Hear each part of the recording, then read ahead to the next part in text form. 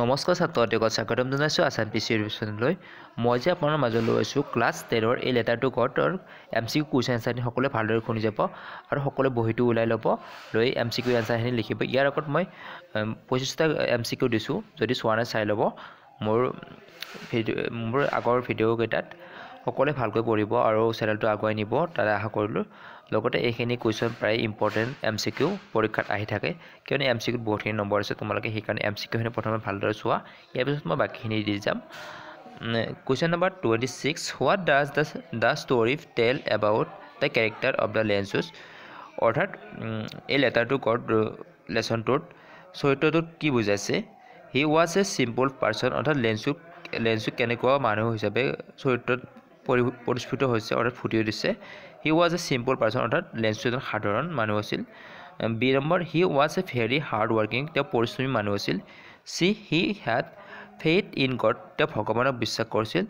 All the above, অৰ্থাৎ ইয়াৰ কোনখিনি অৰ্থাৎ কোনটো শুদ্ধ উত্তৰ সেইটো আমাক সুধিছে। ইয়াৰ হ'ব গোটেইখিনি, কিয়নো লেঞ্চু এজন সাধাৰণ মানুহ আছিল লেঞ্চু, আৰু তেওঁ হাৰ্ড ৱৰ্কত বহুত পৰিশ্ৰম কৰিছিল আৰু তেওঁ ভগৱানৰ প্ৰতি বিচাৰিছিল। ইয়াৰ অপশ্যন ডিটো হ'ব শুদ্ধ উত্তৰ, অল দ্য এবভ, অৰ্থাৎ ওপৰৰ গোটেইখিনি শুদ্ধ আছে। কুৱেশ্যন নম্বৰ 27, হোৱে did Lencho's go' out in the rains. লেঞ্চুৱে বৰষুণ জাক দিয়াতে বাহিৰলৈ কিয় ওলাই গৈছিল? Option A, to have a pleasure of a feelings the rains on his body, শৰীৰৰ অনুভূতি ল'বলৈ। B, to harvest the crops, শস্য কাটিবলৈ। C, to feed the fish, মাছখিনি খুৱাবলৈ। D, none of the above, অৰ্থাৎ ইয়াৰ শুদ্ধ উত্তৰটো হ'ব option A, to have the pleasures of feelings the rains on the body, অৰ্থাৎ বৰষুণৰ শৰীৰত অনুভূতি ল'বলৈ কৈছিল। Question number 28, Lencho's the protagonist to the story was ডেছ বাই এ প্ৰফেশ্যন, অৰ্থাৎ এই লেচনটোত লেঞ্চুৰ প্ৰফেশ্যন কি আছিল, অৰ্থাৎ লেঞ্চুৰ মুখ্য চৰিত্ৰটো কি আছিল? এ ফাৰ্মাৰ, অৰ্থাৎ খেতিয়ক। বি, বিজনেছমেন বা ব্যৱসায়ী। অপশ্যন চি, পুলিচমেন, প্ৰশাসনিক বিষয়া বা পুলিচ আৰক্ষী বিষয়া। এইটো প্ৰশাসনিক বিষয়া কোৱা গৈছে, আৰক্ষী বিষয়া। অপশ্যন ডি, টিচাৰ, অৰ্থাৎ শিক্ষক।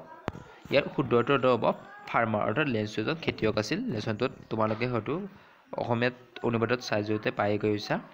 Question number 29, the story set in, অৰ্থাৎ লেচনটোত লেঞ্চুক কোনখন দেশৰ মানুহ বুলি, অৰ্থাৎ কোন দেশৰ বাসিন্দা বুলি কৈছে?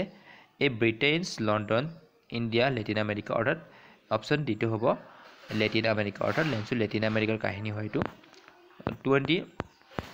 30 নম্বৰ, there was were house on the top of the hills 2, 1, 3, 5, অৰ্থাৎ লেঞ্চু থকা ঘৰখিনিত কেইটা ঘৰ আছিল হিলষ্টনত? অৰ্থাৎ এটাই ঘৰ আছিল, 1 হ'ব অপশ্যনটো শুদ্ধ অপশ্যন। 31, from the top of the hills Lencho's could see his field and trees, meadow, waterfall, rivers, অৰ্থাৎ লেঞ্চুৰ ওপৰৰ পৰা চালে কি দেখা পাইছিল? লেঞ্চুৰ হিলষ্টন, অৰ্থাৎ পাহাৰৰ ওপৰৰ পৰা দেখাতে কি দেখা পাইছিল? এখন নদী দেখা পাইছিল, এখন নদী আছিল পাহাৰৰ তলত, আৰু সেইখন নদীখন দেখা পায়। Question number 32, for days the hail rains, বৰষুণ জাক কিমান সময় হৈছিল? Option A, 5 days, option B 1 days, option C an hours, option D 4 hours, অৰ্থাৎ কিমান সময় বৰষুণ দিছিল? 1 hour, অৰ্থাৎ 1 ঘণ্টা বৰষুণ দিছিল।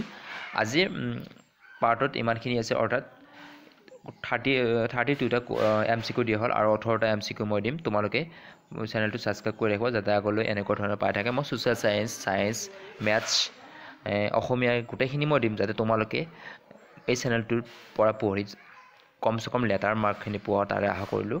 যাতে তোমালোকে 5খন ছাবজেক্টত লেটাৰ পোৱা, তাৰে আশা কৰি মই এই চেনেলটো খুলিছোঁ, কিয়নো তোমালোকৰ ভৱিষ্যতে সফল হওক তাৰে আশা কামনা কৰিলোঁ, আৰু মোৰ চেনেলটো আগুৱাই নিব তাৰে আশা কৰি মই যি ভিডিঅ'টো ইমান সমাপ্ত কৰিছোঁ। নমস্কাৰ।